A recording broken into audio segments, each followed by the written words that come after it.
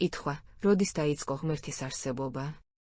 პასუხი: პირველი პუნქტი: ღმერთს არც დასაწყისი აქვს და არც დასასრული, ის მარადიული და თვითარსებულია.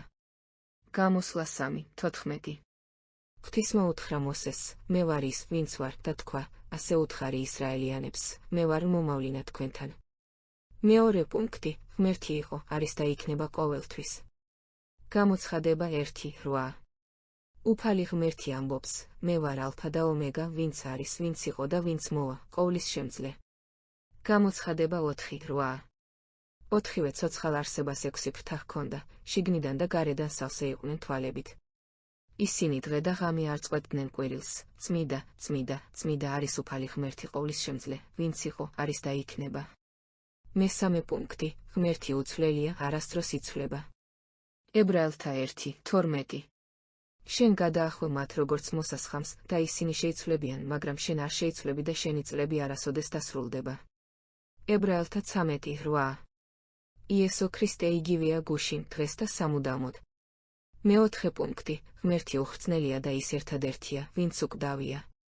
1 ტიმოთე 6:16-17. ის არის ერთადერთი უკვდავი, რომელიც მკვიდრობს მიუწვდომელ შუქში, რომელიც არც ერთ ადამიანს არ უნახავს და ვერ იხილავს. მას ეკუთვნის პატივი და საუკუნო ძალაუფლება. ამინ. უთხარი მდიდრებს ამ სამყაროში, რომ არ იყვნენ ამაყები და არ დაეყრდნონ სიმდიდრეს, არამედ მხოლოდ ღმერთს, ვინც ყოველივე უხვად მოგცა ჩვენი სარგებლობისთვის. მეხუთე პუნქტი: ღმერთს ასევე მარადიული მამა ეწოდება. ესაია 9:6. ვინაიდან ჩვენთვის დაიბადა ყრმა, მოგვეცაძე, მმართველობა იქნება მის მხრებზე. მას ეწოდება საოცარი მრჩეველი, ძლევამოსილი ღმერთი, მარადიული მამა, მშვიდობის თავადი. მეექვსე პუნქტი: ღმერთს ასევე ცოცხალი ღმერთის ეწოდება.